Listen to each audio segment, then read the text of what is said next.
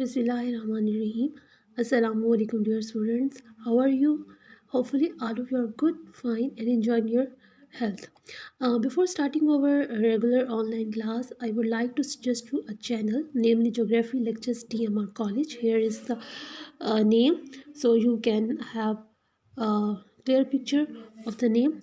By subscribing this channel, you will have the opportunity to have direct link of all geography lectures. ये इसके बजाय कि आप चाहे वो कॉलेज की वेब पर जाएं या कॉलेज के चैनल पर डिफरेंट जो है वो लेक्चर्स को सर्च आउट करें, उनमें से ज्योग्राफी के लेक्चर्स को अगर आप इस चैनल को सब्सक्राइब कर लेते हो तो you have the direct opportunity कि आप जो है जाकर डायरेक्टली अपने लेक्चर्स को जो है वो देख सकें. Today we are going to start over new book कह सकते हैं. न्यू बुक या न्यू टॉपिक है, डेट इज़ ह्यूमन ज्योग्राफी. मैं आपको पहले बता चुकी हूँ पाकिस्तान ज्योग्राफी हम लोग ऑलमोस्ट कंप्लीट कर चुके हैं. कुछ लेक्चर्स रहते हैं और इंशाल्लाह जब हम लाइव क्लासेस हमारी होंगी तो मैं उसमें आपको मुकम्मल करवा दूँगी.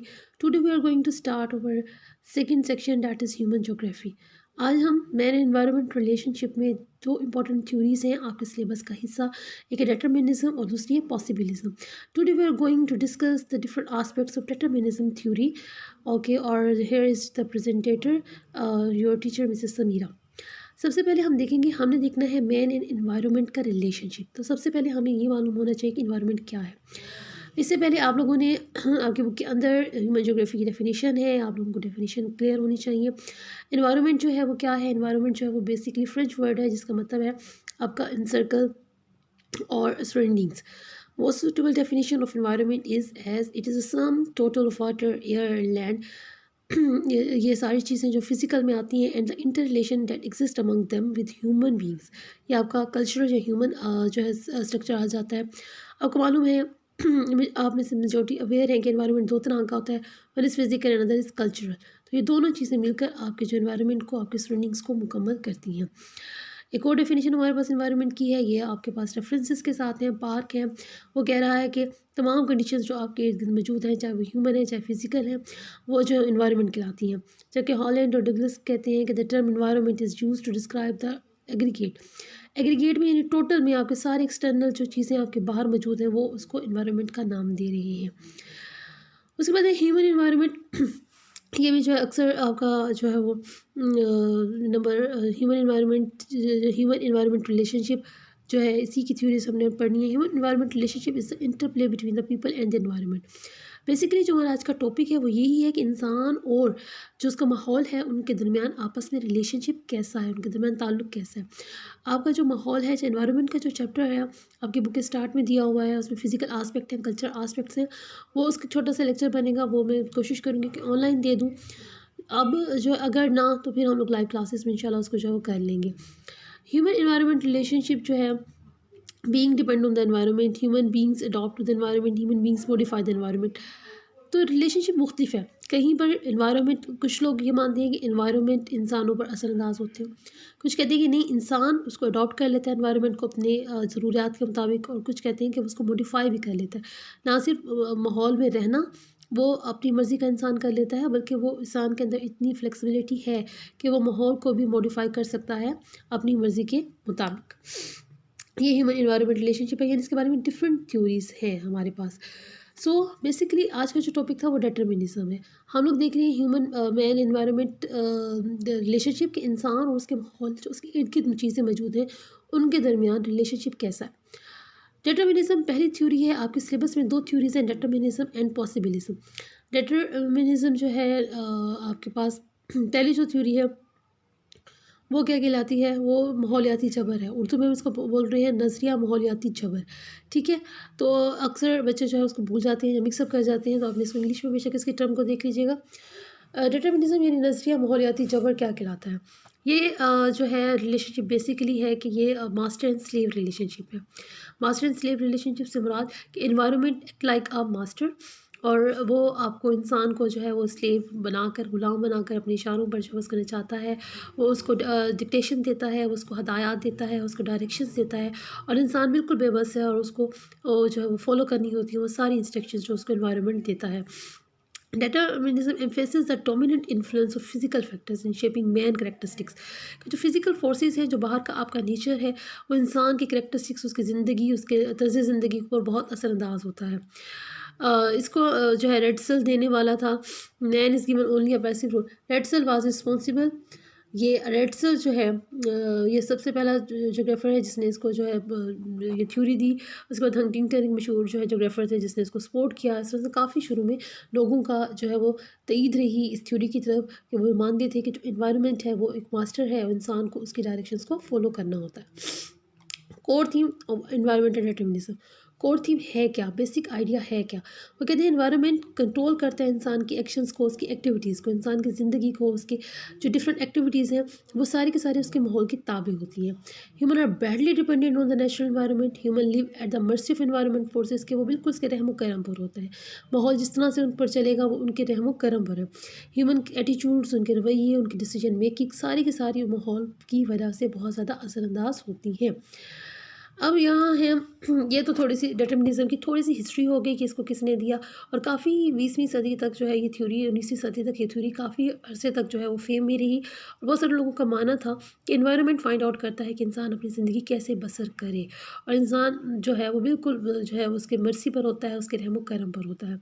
देयर आर डिफरेंट एग्जाम्पल्स जो कि इसको स्ट्रेंथ करती हैं इस थ्योरी को। अब फॉर एग्ज़ाम्पल हम देखते हैं कि क्या चीज़ें हैं हमारे पास बेसिकली इंसान की ज़िंदगी में। कौन सी बेसिक चीज़ें हैं? फूड, रेजिडेंस या रिहाइश या शेल्टर, और क्लोथिंग यानी खुराक, लिबास, और जो है रिहाइश। ये 3 चीज़ें हैं बेसिक ज़िंदगी की। अब देखिए तो ये सब चीज़ें जो है एनवायरनमेंट से बहुत ज़्यादा इन्फ्लुएंस होती हैं। जैसे फूड का अब एग्जांपल देखते हैं।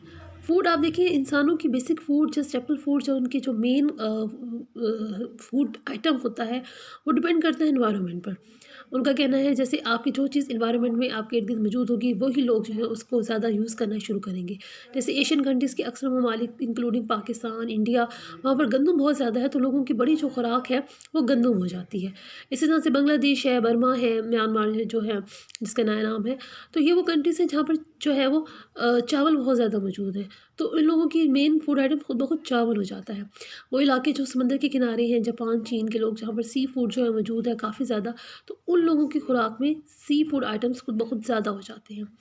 यूरोप में आलू की काश्त बहुत ज़्यादा है तो लोगों की जो है वो बेसिक फूड जो है वो आलू हो जाता है। तो इस तरह से फूड जो है वो बहुत ज़्यादा असरअंदाज करती है।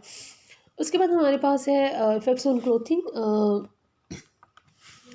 आपके कपड़ों पर वो आप बहुत बेसिक देखेंगे, सर्दियों के हालात आते ही जो है वो आपके ड्रेस कोड चेंज हो जाता है। गर्मियों में आपका ड्रेस कोड और होता है। वो इलाके जो बर्फ़ानी इलाके हैं, जब वो इलाके जो ठंडे हैं वहाँ पर लोगों का ड्रेस कोड और होता है। वो गर्म ऊनी लिबास पहनने को तरजीह देते हैं, जबकि गर्म इलाके के लोग जो हैं वो डिफरेंट होते हैं। इसी तरह उनकी ड्रेसिंग कोड डिफरेंट होती है। इक्वेटर के करीब रहने वाले इलाकों को देखें तो वहाँ पर अभी जहाँ कबायली इलाका जाते हैं अभी भी वो पत्तों से अपने आप के तन को जो है ढांपते हैं। तो यानी जिस तरह से माहौल चेंज होता रहता है लोगों की ड्रेसिंग सेंस चेंज हो जाती है। ये माहौल दोनों तरह से है, जहाँ पर डेवलपमेंट है, जहाँ पर ह्यूमन कल्चर बहुत ज़्यादा स्ट्रेंथन है, स्ट्रॉन्ग है, वहाँ पर और तरह की लाइफस्टाइल है। जहाँ पर फिजिकल स्ट्रक्चर या माहौल का असर बहुत ज़्यादा है तो वहाँ पर लोग टोटली माहौल को डिपेंड कर रहे हैं। तो कहने का मतलब ये है कि जो इफ़ेक्ट्स आपके हैं, जो माहौल है वो आपकी ड्रेसिंग पर भी बहुत ज़्यादा जो है इफ़ेक्ट करता है। और ये माहौल दोनों तरह से, इंसानी माहौल भी, कल्चरल माहौल भी, आपका मज़हब भी है, आपका डिफरेंट ड्रेस कोड जो है वो ना सिर्फ आपका फिजिकल यानी सर्दी गर्मी फाइंड आउट करती है, बल्कि आपका जो मज़हब है, आपके जो कल्चरल ट्रेड्स हैं वो भी जो है वो आपके ड्रेस कोड को जो है वो फाइंड आउट करती हैं। उसके बाद है इफेक्ट्स ऑन शेल्टर रेजिडेंस। आपकी रिहाइश पर बहुत ज़्यादा असरअंदाज होती हैं दोनों तरीक़ों से। देखिए आपके घर की कंस्ट्रक्शन में कौन सी चीज़ें इस्तेमाल हो रही हैं, मटीरियल इस्तेमाल हो रहा है, वो डिपेंड करता है कि आपके इर्द गिर्द कौन सी चीज़ें मौजूद हैं। वो इलाके जहाँ पर लकड़ी वगैरह बहुत ज़्यादा मौजूद है, जब पहाड़ी इलाका जाते हैं तो आपको वहाँ पर स्टोन्स का या लकड़ी का इस्तेमाल ज़्यादा मिलेगा। घरों का ना सिर्फ जो है मटीरियल बल्कि घरों का स्टाइल। जो पहाड़ी इलाका जाते हैं वहाँ पर जो छतें हैं वो हम देखते हैं ढलवानदार होती हैं ताकि स्नो जो है वहाँ पर कवर ना हो सके। जो मैदानी इलाका जाता है वहाँ पर आप देखिए वर्टिकल यानी फ्लैट सिस्टम, जिसमें बिल्डिंग जो है लंबी होती हैं, ऊंची होती हैं, उसका सिस्टम, उसका जो चीज़ें हैं वो बहुत एग्जिस्ट कर रही हैं। तो यानी आप ये देखें कि आपका ना सिर्फ मटेरियल बल्कि आपका जो स्टाइल है बिल्डिंग्स का वो भी आपके माहौल पर डिपेंड कर रहा है। उसके बाद इकॉनमी पर बहुत ज़्यादा डिपेंड करता है। इकॉनमी पर या आप कौन सी इकोनॉमिक एक्टिविटीज़ को अडॉप्ट करते हैं वो बहुत ज़्यादा डिपेंड करता है। जैसे इकॉनमी से इस तरह से आप लें कि वो इलाके जहाँ पर ज़राअत के लिए ज़मीन फ़ेवरेबल है, जहाँ पर नहरी निज़ाम मौजूद है, तो लोगों का खुद ब खुद बड़ा पेशा क्या हो जाएगा? ज़राअत हो जाएगा। वो इलाके जहाँ पर मिनरल्स मौजूद है, जहाँ पर कोल मौजूद है, ईंधनी तवानाई के सोर्सेज़ मौजूद हैं, पावर सोर्सेज़ मौजूद हैं, वहाँ पर लोगों का बड़ा पेशा खुद ब खुद सनअत हो जाएगा। वो इलाके जहाँ पर साफ पानी मौजूद है, समंदर मौजूद है, सी फूड है, वहाँ पर लोगों का बड़ा पेशा खुद ब खुद क्या हो जाएगा? फ़िशिंग हो जाएगा। अच्छा, हमने इन सब की एग्ज़ाम्पल्स भी देनी है कंट्रीज़ क्या-क्या बुक के अंदर मौजूद है। जैसे जापान वगैरह फ़िशिंग के लिए मशहूर है। इसी तरह से वो इलाके जहाँ पर बड़े जो है वो लकड़ी की जो है मौजूद है, जहाँ पे जंगलात मौजूद हैं, वहाँ पर लोगों का बड़ा पेशा खुद ब खुद जो है टेम्परिंग जो है हो जाएगा। यानी दरख्तों की कटाई वगैरह से मुंसलिक हो जाएगी। स्वीडन वगैरह ऐसी एग्ज़ाम्पल हैं। तो इस तरह से लोगों का जहाँ पर आपका एनवायरनमेंट मौजूद है, जो चीज़ आपके पास बल्क में मौजूद है, वहाँ पर लोगों का बड़ा पेशा खुद ब खुद वही हो जाता है। जैसे अगर कहीं आपके करीब मिनरल्स मौजूद हैं, कोई बहुत बड़ी मादनियात के ज़खायर हैं, तो लोगों का बड़ा पेशा खुद ब खुद माइनिंग हो जाता है। जहाँ पर चरागाहें मौजूद हैं, तो लोगों का बड़ा पेशा क्या हो जाता है अक्सर? वो जो है एनिमल रेयरिंग हो जाता है, यानी जानवर मवेशी परवरी हो जाता है। तो यानी आप कौन-सी इकोनॉमिक एक्टिविटी को अपनाओगे, वो भी आपके माहौल पर बहुत ज़्यादा डिपेंड कर रही होती है। ना सिर्फ इन सब चीज़ों पर कि आपकी खुराक, आपके लिबास, आपके रहने की ज़िंदगी, आपके तर्ज़ ज़िंदगी, बल्कि इवन कि आपके एटीट्यूड्स, आपके रवैया, आपके आदात को भी जो है एनवायरनमेंट बहुत ज़्यादा फाइंड आउट करता है। जैसे इन्होंने बहुत एक कॉमन एग्ज़ाम्पल दी कि पहाड़ी इलाके के लोग अक्सर मेहनती चफाकश होते हैं, क्योंकि जो है वो सख्त-जान होते हैं, क्योंकि वहाँ का जो हालात होते हैं वो सख्त-जान होते हैं। सराही इलाकों के लोग बड़े सख्त दिल और सख्त-जान होते हैं, वजह उसका सख्त किस्म का एनवायरनमेंट है। मैदानी इलाकों के लोग जो है वो अमूमन उनके कलर्स भी डिफरेंट होते हैं, और उनकी बॉडी स्ट्रक्चर भी अगर आप देखें कॉमनली पहाड़ी इलाकों के कलर और उनका बॉडी स्ट्रक्चर, मैदानी इलाकों के कलर स्ट्रक्चर चेंज होते हैं। सेम इसी तरीके से अगर आप कौमों को भी देखें, तो सफ़ेद कौमें, यूरोपियन कौमें हैं, वो ज़्यादा डेवलपमेंट की हैं। एशियाई लोग जो सामने लोग हैं, पसमानदगी का शिकार हैं। तो यहाँ पर बहुत सारी जो है वो स्टडीज़ मौजूद हैं, जो ये सजेस्ट करती हैं कि ना सिर्फ आपके कलर, ना सिर्फ आपकी रिहाइश, ना सिर्फ आपका जहाँ जिस इलाके में आप रह रहे हैं, वो आपकी इकॉनमिक को, बल्कि वो आपकी आदात को भी जो है वो फाइंड आउट करती हैं, आपके बिहेवियर्स को भी ट्रेस आउट जो है वो करती हैं। तो इस तरह से आप इसको जो है ओवरऑल देखें, तो ये सब जो चीज़ें हैं वो सजेस्ट करती हैं, और वो कंपेल करती हैं कि जो एनवायरनमेंट है इंसान का, वो फाइंड आउट करता है कि इंसान की ज़िंदगी किस तरह से होगी, उसकी आदत कैसी होंगी, वो कौन सा पेशा अपनाएगा। हमने सिविक्स मैंने इसको एक लेक्चर की सूरत में आपको डिलीवर किया है। आप इसको एक दफ़ा रीड आउट करेंगे, और अगर आपको कुछ चीज़ नहीं समझ में आ रही है, आप कोई पॉइंट रेज़ करना चाह रहे हैं, तो आप ज़रूर जो है वो कमेंट बॉक्स में अपने कमेंट्स कीजिएगा। मैं कोशिश करूँगी कि आप लोगों को जो है उसका जवाब दूँ। अपना ख़्याल कीजिएगा। नेक्स्ट लेक्चर तक और इसको ज़रूर आपने रीड आउट करना है। Thank you so much.